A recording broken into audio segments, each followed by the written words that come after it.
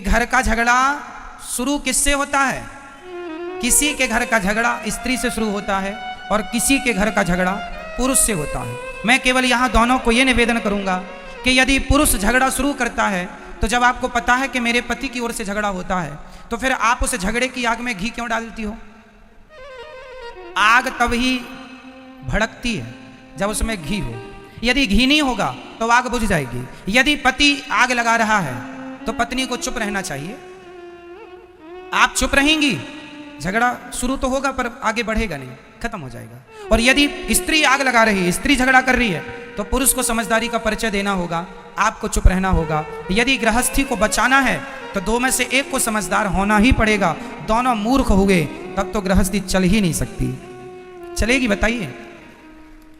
इसलिए दो में एक को समझदार होना चाहिए। इसलिए या स्त्री समझदारी का परिचय दे या पुरुष समझदारी का परिचय दे। ज्यादा बोलने से विवाद होता है। गृहस्थों में आप बहुत गंभीरता से विचार करेंगे तो आप इस नतीजे पर पहुंचेंगे कि ज्यादा बोलने से विवाद होता है। ज्यादा ना बोला करिए और रिश्तेदारों से भी ज्यादा बातें ना किया करिए। और एक चीज और बताऊं, पति और पत्नी दोनों को अपने घर का भेद कितना भी खासम खास हो, कोई हो तुम्हारा अपना ही क्यों ना हो, घर के भेद कभी किसी से नहीं कहने चाहिए। घर की बातें आजकल स्त्रियां पति पत्नी में जरा सा विवाद हुआ जाके पड़ोसन से कह आती हो, तुम तो कल पति पत्नी मिलके एक हो जाओगी, पर पड़ोसन को तो तुम्हारी औकात पता चल ही गई ना। वो तो सदा ताने, अरे हमसे ना ज्यादा झाड़ो, हम जानते हैं तुम्हारे पति को, हम जानते हैं तुम्हें, तुमने क्योंकि बोल दिया था। सारे घरों में झगड़े होते हैं, हर घर में। इसका अर्थ ये नहीं कि तुम अपनी बातें जाके पड़ोसन से कह लोगी, रिश्तों में कह लोगी, किसी से ना कहा करो। अपनी घर की बातें घर के आप लोग अपनी समझदारी से अपने रिश्तों को ठीक करिए। और तलाक देना और लेना ये किसी भी समस्या का समाधान नहीं। तलाक लेके क्या करोगे? माँ बाप के घर बैठोगी, बेटियों से मेरा सवाल है, तलाक लेके कहाँ जाओगी? अपनी मम्मी के घर बैठोगी कब तक? मम्मी जब तक जिंदा है तब तक तुम्हारा सम्मान है। माँ मर जाएगी फिर तुम्हारी भौजाई तुम्हें सम्मान करेगी? सम्मान भी देखो, एक दिन जाओ 2 दिन जाओ तो सम्मान होता है, घर पे ही पड़े रहो किसी के तो सम्मान नहीं होता। बोलो हाँ या ना? साल में एक बार के लिए घर में भाभी आ जाए, भौजाई आ जाए, ननंद आ जाए तो भाभी भी सम्मान, आओ दीदी आओ बहन। और 2-4 महीने के लिए बोल दे जाऊंगी नहीं तो टेंशन हो जाती, यहीं खाएगी अब। इसलिए मैया बाद में लड़ लेना अपनी भौजाई से, अभी सुन लो। केवल कुल मिला के बात यह है, मैं सारी यहां बेटियों से बात करना चाहता हूं, बहुओं से। कई बार बहुएं अपनी मां के कहने से अपने पति को छोड़ देती हैं। मां ने कहा तेरी ससुराल अच्छी नहीं है, पति लड़ता रहता, आजा हम जिंदा हैं, हम तेरा पेट भरेंगे। ये मम्मियों को पता नहीं कब अक्ल आएगी। बेटियां बताओ, आपसे सवाल है, बेटी अपने पति के साथ सुखी रह सकती है कि अपनी मां के साथ? ज्यादा सुख उसे मां दे सकती है या उसका पति? जोर से। एक स्त्री का मां के साथ रहना उचित है या खुद के पति के साथ रहना जायज है? कहां रहना चाहिए? बोलो मेरी मां। अरे सिर ना हिलाओ, बोलो मेरी मां। किसके साथ? नहीं निकल रही आवाज। किसके साथ? मां के साथ, पति के साथ। हर स्त्री की भलाई पति के साथ रहने में है, ना कि मां के साथ रहने में। तुम पति को छोड़ के मां के साथ, तुम्हें ज्यादा अपनी मां की गर्मी है ना कि मेरी मां, मेरे मायके में तो सब कुछ है, हम कोई भीख थोड़ी मांगते थे, हम तो 56 भोग खाते थे। तो तुम्हें भी 56 भोग तब तक ही मिलेंगे जब तक मां जिंदा है। मां मर जाएगी, कुत्तों सी जिंदगी जीना पड़ेगा। हाँ या ना? फिर इसलिए अपनी भलाई चाहती हो तो अपने पति की बात मानो, अपनी मां की नहीं। जिन जिन बेटियों ने अपनी मां की बात मानी, शादी के बाद उनका घर उजड़ा है। शादी के बाद लड़की को अपने पति की बात माननी चाहिए। यदि अपने माँ बाप की बात मानेगी तो मैं लिख के दे दूंगा स्टाम्प पेपर में, जो लड़की अपने माँ बाप की बात मानेगी उसका घर कभी बस ही नहीं सकता, चाहे वो कितनी भी समझदार क्यों ना हो। माँ बाप के हिसाब से घरों में बाग नहीं लगेगा, आग लगेगी। इसका एक जीता जागता मैं उदाहरण दे सकता हूं आपको, कहो तो दे दूं तो सुनो। ये कथा मैंने एक दिन सुनाई थी पर इस मुद्दे पर नहीं सुनाई, इसलिए इस मुद्दे पर दोहरा देता हूं। महाभारत का युद्ध एक लड़की के पिता के कारण हुआ है। कौन है वो लड़की और कौन है वो पिता, सुन लो। महाराज शांतनु मत्स्यगंधा पर मोहित हो गए। कथा हमने सुनाई थी, केवल स्मरण कराएंगे आपको, समय पूरी सुनाने का नहीं है। केवल इतिहास से हम आपका परिचय कराएंगे कि जिस लड़की ने अपने माँ बाप की बात मानी उसके जीवन में परिणाम क्या हुआ। महाभारत की जननी कौन है आज मैं आपको स्पष्ट कर देता हूं। भीष्म पितामह गंगा पुत्र हो चुके थे। शांतनु का एक बेटा था, 14 साल की उम्र थी। भीष्म पितामह की उम्र कितनी थी, 14 साल का छोरा था भीष्म पितामह की उम्र। ये गंगा पुत्र थे। शांतनु गंगा जा चुकी थी, अपनी पत्नी के वियोग में ये तड़पते थे। एक दिन एक महिला इन्हें मिल गई, बड़ी सुंदर थी, उनसे विवाह करने का मन हुआ। उसका नाम था सत्यवती। मत्स्यगंधा भी कहते हैं, योजन गंधा भी कहते हैं। कई योजन तक उनके शरीर से खुशबू निकलती है, इसलिए योजन गंधा भी कहते हैं। ठीक है, मछली की गंध आती थी इसलिए मत्स्यगंधा भी कहते हैं। सत्यवती नाम है। सत्यवती एक केवट की बेटी थी, कथा हमने उस दिन विस्तार से सुनाई थी। तो केवट मतलब लड़की का बाप। चलो अब लड़की का बाप चला हस्तिनापुर। हस्तिनापुर में महाराज शांतनु राजा थे। शांतनु तो अंदर थे। भेंट हो गई भीष्म पितामह से। उस समय भीष्म पितामह की उम्र कितनी थी, 14 साल के बच्चे से भेंट हो गई। तो जो लड़की का पिता मतलब मत्स्यगंधा का, सत्यवती के पिता जो केवट थे, उन्होंने कहा, एक लड़की के बाप की दास्ता कह रहा हूं। उस व्यक्ति ने कहा, लड़की के पिता ने कहा कि कहो कुमार, राजकुमार, तुम्हारे पिता का दिल मेरी बेटी में आया है, शादी करना चाहते हैं। तो राजकुमार ने कहा, भीष्म पितामह ने कहा, जब मेरे पिता का निर्णय है और आपका निर्णय है तो आप देख लो। तो लड़की के पिता ने कहा कि मैं शादी तो कर दूंगा, पर मेरी बेटी तो इस घर में नौकरानी बनी। शादी के बाद मेरी बहनों, मेरी बेटियों, हाथ जोड़ के कहता हूं, हाँ यदि ससुराल में आप पर कोई अत्याचार हो रहा है तो आपके माँ बाप का बोलना जायज है, उचित है, पर बात बात में उंगली करना जायज नहीं है। छोटी छोटी बातों में भी माँ बाप उंगली करें, इससे रिश्ते टूट जाएंगे, खत्म हो जाएंगे। 100 में से 95 रिश्ते माँ की गलती से, लड़की की माँ की गलती से टूटते। इसलिए अपने पति, यदि तुम्हारा पति गलत रास्ते पर है, चलो एक और उदाहरण देता हूं। यदि आपका पति किसी और महिला के चक्कर में पड़ गया तो आप क्या करेंगे। भगवान करे कि आपके साथ ऐसा कभी ना हो, पर यदि हुआ तो आप क्या करेंगे। यदि आपको पता चल गया कि मेरा पति तो किसी दूसरी महिला के चक्कर में है, उससे बात करता है, उसके संग उठता बैठता है, जब आपको पता चलेगा आप क्या करती हैं। आप सबसे बड़ी गलती करती हैं। आप सबसे बड़ी गलती ये करती हैं कि जब आपको पता चलता है कि आपके पति का किसी महिला से चक्कर है तो आप तुरंत अपना सामान बांधती हैं और अपने मायके चली जाती हैं। अपनी माँ से बताती हैं। क्या होगा, माँ समस्या का समाधान नहीं कर सकती। तुम्हारा पति है, रास्ता भटक गया है, तो तुम पत्नी का, तुम्हारा धर्म है कि उसे सही रास्ते पर लाना है। तुम चली जाओगी तो वो तो और आजाद हो जाएगा। इसलिए उस समय तुम्हें अपनी माँ के पास नहीं, अपने पति के पास रहना है और उस महिला के पास जाकर के उसे सबक सिखाना है। समझाओ प्यार से, बातों से माने तो बातें, कोर्ट कचहरी से माने तो वो, नहीं तो लातें कहाँ चली गई। ठीक है मेरी माँ। तो आपके रिश्तों में कभी ऐसी आग लगे तो आपको क्या निर्णय लेना चाहिए। क्या हमेशा अपने पति को बचाएंगी आप, और यदि पत्नी किसी पुरुष के चक्कर में पड़ जाए तो पति उससे बचाए। पति और पत्नी एक दूसरे के रक्षक हैं। एक दूसरे की क्या है, क्या है, क्या है मेरी माँ, पूरक, रक्षक। इसलिए कभी आपका पति एक तो रास्ता ना भटके, यही अच्छा है, पर रास्ता भटके तो आप तुरंत अपने पति के पति कुछ भी कहे पर आपको उस महिला को सबक सिखाना चाहिए। यदि हर स्त्री अपने पति के लिए उन महिलाओं को सबक सिखाने लगी तो समाज की महिलाएं डर जाएंगी कि यदि हमने इसका घर बिगाड़ा तो हमारी बदनामी होगी, जमाना हमें क्या कहेगा। आप तो गलती ये करती हैं कि आप उठाए झोला मायके चली गई, यहाँ पति उसके संग मौज करता रहा और तुमने तलाक ले लिया, तलाक लेके घर बैठ गई। इससे तुम्हें क्या मिला?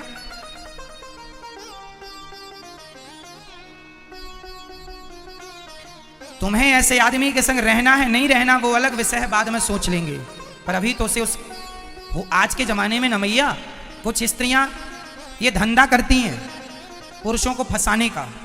हो सकता है तुम्हारा पति भी उसका शिकार हो चुका हो। आजकल मार्केट में ये बड़ा धंधा चल रहा है, जो पति पर जब कोई चरित्र का हमला होगा तो सबसे पहले साथ कौन खड़ा होगा? पत्नी।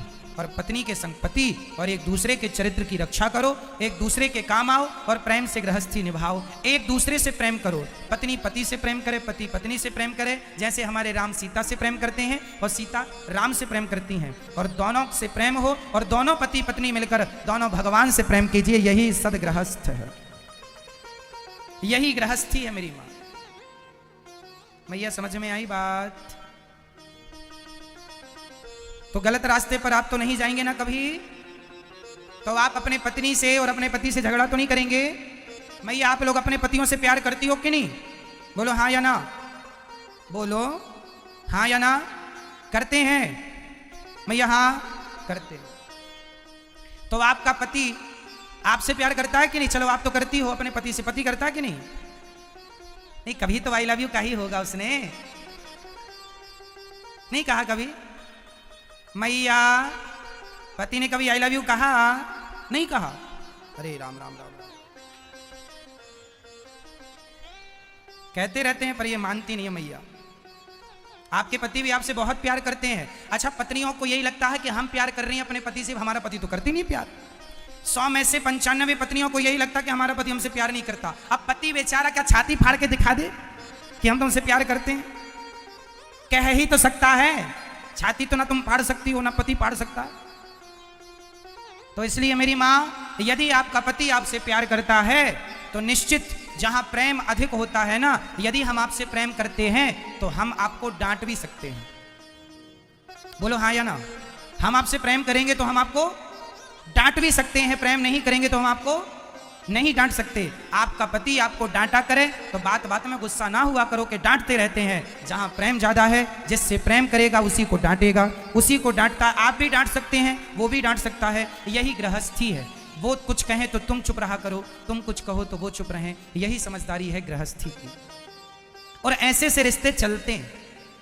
आप जरा जरा सी बातों में झोला उठा के मायके चली गई, आप जरा जरा सी बातों में आपने बोलना। अच्छा, पति पत्नी में कितनी भी लड़ाई हो जाए पर आप लोग बोल चाल बंद मत करना, क्योंकि बोल चाल बंद होते ही सुलह के सारे दरवाजे बंद हो जाते हैं। सुलह के दरवाजे बंद हो गए क्योंकि बोल चाल बंद हो गया। कई पति पत्नी जरा सा लड़े, बोल चाल बंद, बोलेंगे नहीं, जे बोले चुप पैटा बोला करो। कितना भी लड़ाई झगड़ा हो, झूठ पर तो भरोसा है पर सत्य पे भरोसा नहीं है। और मैं आपसे एक निवेदन करूंगा कि जीवन में सत्य ही आपको आगे ले जाएगा। यदि झूठ की इमारत आपने बना रखी है तो झूठ की इमारत बहुत जल्दी धराशायी हो जाती है, क्योंकि वह मजबूत नहीं होती। सत्य की नींव बड़ी मजबूत होती है मेरी माँ। सत्य के रास्ते पर चलोगे तो सदियां गुजर जाएंगी, समाज तुम्हें पूजना बंद नहीं करेगा। यदि झूठ के रास्ते पर चलोगे, रावण झूठ के रास्ते पर चलता था, राम जी सत्य के रास्ते पर चलते थे। सत्य के रास्ते पर चलते थे तो लोग मंदिर बना के पूजते हैं, और झूठ के रास्ते पर रावण चलता था तो गली गली पुतले जलाए जाते हैं। यह है झूठ का परिणाम। तुम बोलोगे झूठ, परिणाम क्या होगा? वर्तमान को ना देखो, इस वर्तमान में किए गए कर्म का परिणाम क्या होगा उस पर तो दृष्टि डालो। जो आज है, जो तुम आज अच्छा या बुरा कर रहे हो, इसका भविष्य क्या है, कल क्या होना है, इसका उस पर दृष्टि डालना जरूरी है। भविष्य को देखना भी जरूरी है। हाँ, कहां देखना चाहिए भविष्य को? रावण ने यदि यह सोचा होता कि मेरे जैसा पंडित, मेरे जैसा ज्ञानी, यदि मेरे जैसा ज्ञानी सीता को चुराएगा तो समाज में संदेश क्या जाएगा, मैसेज क्या जाएगा? रावण ने यदि इस बात पे थोड़ा सा विचार किया होता तो शायद रावण ये गलती ना करता, शायद रावण के पुतले ना जलाए जाते। आप कोई भी काम करने के पहले एक बार आने वाले भविष्य को जरूर झांक कर देखिएगा। कहीं लोग आपको आने वाले भविष्य में गालियां तो नहीं देंगे? ओसामा नाम का एक व्यक्ति था जो मारा गया, लादेन। उसने कितना अपराध किया, कितने निर्दोष लोगों को मारा। क्या हुआ? आज तक लोग उसे गालियां देते हैं, आज तक उसके नाम पर किसी ने आंसू नहीं बहाए होंगे। देखो, मरना तो सबको है मेरी माँ, आपको भी मरना है, मुझे भी मरना है। अब निर्णय ये करना है कि झूठ बोल के मरना है कि सत्य बोल के मरना है, रावण बन के मरना है कि राम बन के जाना है, ये आपका निर्णय है, आप देख लीजिए। इसलिए गलत मार्ग ना अपनाइएगा, वह आपके लिए बहुत हानिकारक है। अच्छा तो लगता है, खुजली जब होती है खुजलाने में बड़ा अच्छा लगता है, बहुत अच्छा लगता है, लेकिन जो उसकी जलन होती है ना खुजलाने के बाद, वो बड़ी दर्दनाक होती है। ऐसे झूठ भी खुजली की तरह, झूठ बोलने बड़ा मजा आता है, हाँ बड़ा मजा आ गया, बहुत पैसे मिल गए, बहुत कमा लिया, बहुत बड़े आदमी बन गए, लेकिन उसका जो रिएक्शन होगा, जो उसकी जलन होगी, असहनीय वेदना होगी, असहनीय दर्द होगा। इसलिए जीवन में कभी भी गलत रास्ते पर ना चलना। बच्चों को यही सिखाओ बचपन से, बेटा नमक रोटी खा लेना पर सत्य की ही रोटियां खाना। झूठ की हलवा पूड़ी से अच्छा है सत्य की नमक रोटी खाएं। वह सत्य की नमक रोटी ना जल्दी हजम हो जाती है, चूरन नहीं खाना पड़ता। और पाप की रोटियां खाने के बाद चूरन खाओ तो भी हजम नहीं होती, पेट गुड़गुड़ गुड़गुड़ करता रहता। ना तो रात को नींद आएगी, ना तो चैन मिलेगा। आप आलीशान बंगला बनवा लीजिएगा, झूठ बोल करके, पाप करके रह लीजिए उस बंगले में, शांति नहीं मिलेगी। रावण सोने की लंका में रहता था, शांति नहीं मिली। जबकि रावण जिस लंका में रहता था, वह लंका किसने बनवाई थी आपको पता है? वह लंका भगवान शंकर ने बनवाई थी। किसके लिए बनवाई थी? अपने लिए। पार्वती ने कहा कि पहाड़ में रहते रहते बहुत दिन हो गए, थोड़ा सा सबने घर बनवा लिया, हाँ सब सेटल हो गए, थोड़ा आप भी घर पर बनवा लीजिए, हम लोग भी वहाँ थोड़ा अच्छे से रहें, परिवार की तरह लगे कि हाँ हम लोग भी अच्छे से रहते हैं, यहाँ पहाड़ में पड़े रहते हो। शंकर जी ने कहा पार्वती की इच्छा है तो एक बढ़िया सा घर बनवाते हैं। और शंकर जी ने कृपा की और सोने की लंका बनवा दी शंकर जी ने। और गृह प्रवेश, अब घर बनाया तो गृह प्रवेश के लिए पंडित जी, तो शंकर जी बोले इस समय बढ़िया पंडित जी रावण ही है। रावण को बुलाया, आओ पंडित जी जरा गृह प्रवेश कराओ। तो रावण ने गृह प्रवेश कराया। शंकर जी ने कहा बताओ दक्षिणा में क्या चाहिए? लंका। रावण बोला ये लंका बड़ी अच्छी जो आपका घर है, आप क्या करेंगे, आप तो अवगढ़दानी है, आप जहां रहते थे वहीं रहिए, ये हमें दे दीजिए। पार्वती ने बोला हे भगवान कैसा पंडित, गृह प्रवेश में घर ही मांग लिया। तो माता पार्वती, शंकर जी बोले अब तो दे दिया हमने। पार्वती से कहा चलो वहीं जहां थे। पार्वती जी ने श्राप दे दिया, मूर्ख इतना लालची है तू, जा दूसरों के घर में कब्जा करता है, रहेगा जरूर इस लंका में पर तुझे शांति नहीं मिलेगी। जिस दिन से रावण लंका में शिफ्ट हुआ अपना सामान लेकर, उस दिन से रावण उस लंका में सुखी नहीं रहा। आपको क्या लगता है दूसरों की संपत्ति हड़प लेने से सुख मिल जाएगा? आजकल तो छोटा भाई बड़े भाई की हड़प लेता है, बड़ा भाई छोटे भाई की संपत्ति हड़प लेता है, आज तो भाई भी हड़प लेता है। अच्छा आप लोगों को क्या लगता है दूसरों की हड़प लेंगे तो मजा आ जाएगा, बड़े आदमी हो जाएंगे, इज्जत बढ़ जाएगी? क्यों ये नहीं सोचते कि तुमको ईश्वर हर पल देख रहे हैं? परमात्मा की दृष्टि से कोई नहीं बचा, लाख आंख से देख रहा है तुझे देखने वाला। सच की खेती कर ले चतुर नर, समय गुजरता जाता, मेरे मालिक की दुकान में सब लोगों का खाता, सबका हिसाब किताब खाता वही वहां है। तुमने कितना अच्छा और कितना बुरा किया है, इसलिए बुरा ना करना किसी के साथ, भाई के साथ भी ना करना, जमाने के साथ भी, दुश्मन के साथ भी बुरा ना करना, ईमानदारी से। हमारे यहाँ तो दुश्मनी भी ईमानदारी से निभाई जाती है, छाती पे वार तो करना, पीठ पे प्रहार ना करना। हमारे यहाँ दुश्मनी भी ईमानदारी से निभाई जाती है, नहीं हाँ या ना? बोलो हाँ या ना? हमारे यहाँ दुश्मनी भी ईमानदारी से निभाई जाती है, दुश्मनी में भी सत्यता होती है। हमारे यहाँ लोग कहते हैं दुश्मन के पीठ पर वार नहीं करना हो, छाती पे सामने से बता के कि मैं आ रहा हूं। पाप तो यहां भी है यदि पीठ पर वार कर दिया। इसलिए मनुष्य का धर्म है परोपकार करना, सत्य बोलना, इस रास्ते से कभी हिलिएगा मत। सत्य के लिए ये भारत कौन सी धरती है जरा सुनिएगा। सत्य के लिए हम लोग बिक जाने वाले लोग हैं। राजा हरिश्चंद्र बाजार में बिक जाते हैं, राजा हरिश्चंद्र की पत्नी तारा बाजार में बिक जाती है, हरिश्चंद्र का बेटा बाजार में रोहित नाम का बिक जाता है, लेकिन अपने सत्य को नहीं छोड़ता। ये भारत की धरती है जहां जहां अपने आप को बेच दिया जाता है। बूढ़ा सा शेर बन गए यमराज जी, अर्जुन और श्री कृष्ण पंडित जी बन के गए। भिक्षाम देही मोर ध्वज के दरवाजे में जाकर भिक्षा जब भिक्षा मांगी, मोर ध्वज निकल के आए। ब्राह्मण देवता आए हैं, देखो घर में ब्राह्मण आए तो बड़ा सम्मान किया करो, बड़ा आदर किया करो, ना जाने किस रूप में नारायण मिल जाए, है ना। सम्मान किया मोरध्वज ने, चरणों को पखारा, चरणों को धोए, चरणों को धोकर बिठाया, आरती उतारी, पूजा की। और मोरध्वज ने कहा महाराज ये बताइए आपका आगमन क्यों हुआ है, मैं आपकी क्या मदद करूं, क्या सेवा करूं, बताइए। ब्राह्मणों ने कहा राजन आज हमने सुना है तुम बहुत बड़े दानी हो। अच्छा, मोरध्वज का नियम था कि पहले जब तक किसी को दे नहीं देते थे तब तक वह अन्न भी ग्रहण, जल भी ग्रहण नहीं करते थे, दान देकर ही वह कुछ खाते और पीते थे।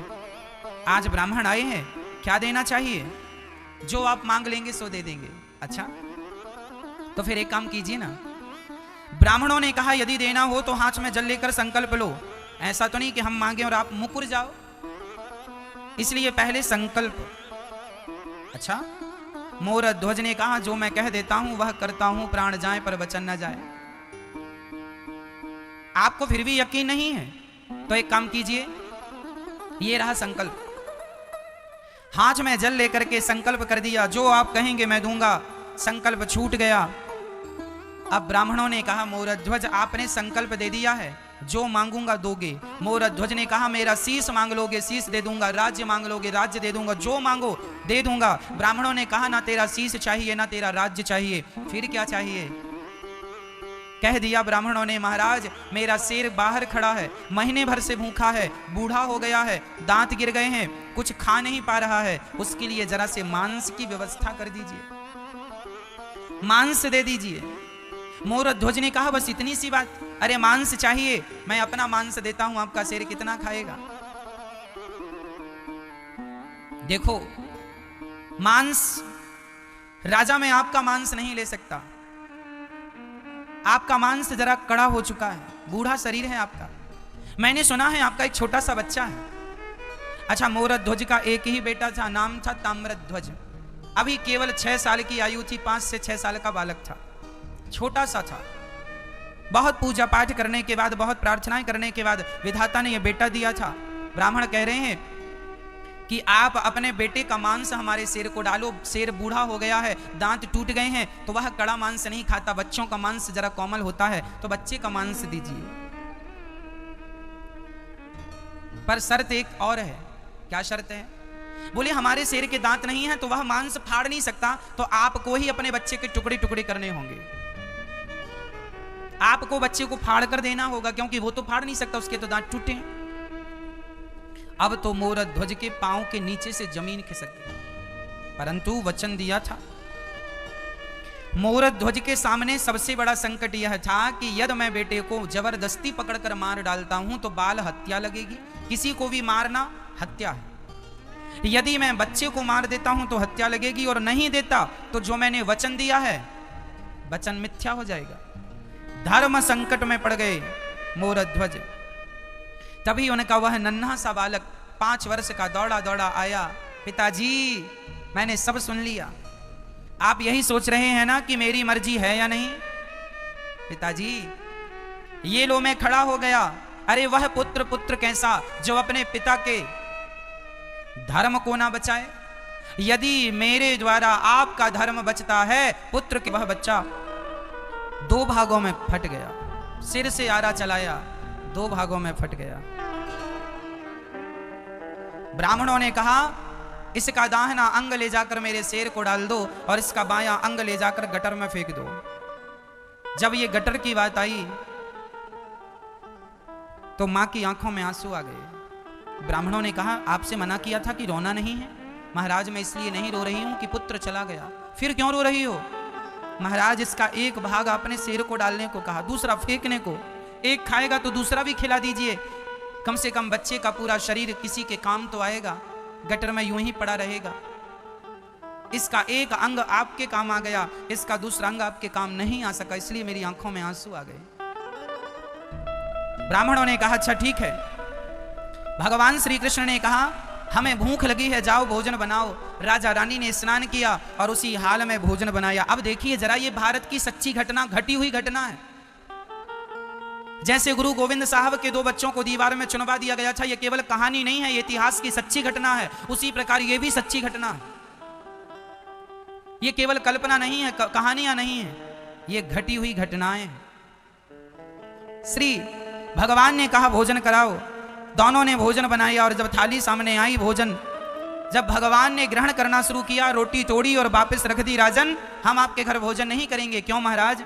आप हत्यारे हैं और हत्यारों के घर हम भोजन नहीं करते। हत्यारे? हमने कौन सी हत्या की? अभी अभी आपने बच्चे को मारा है, मेरे आंखों के सामने सिर पर आरा चलाया। महाराज वो तो आपने कहा था, हमने कहा था तो बच्चे को मार डालोगे?